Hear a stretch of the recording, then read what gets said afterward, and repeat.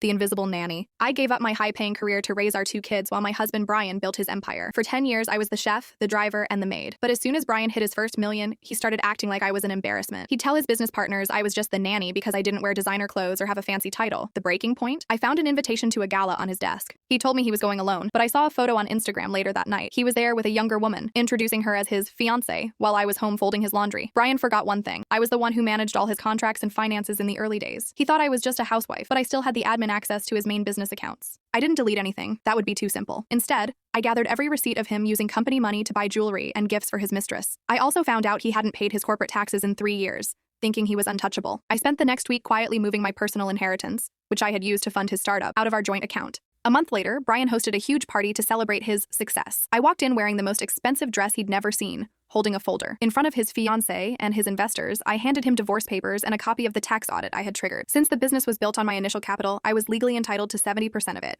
He lost his company, his reputation, and his mistress, who left the moment his accounts were frozen. He's now working a 9 to 5 just to pay me alimony, play stupid games, win stupid prizes. I'm finally living for myself.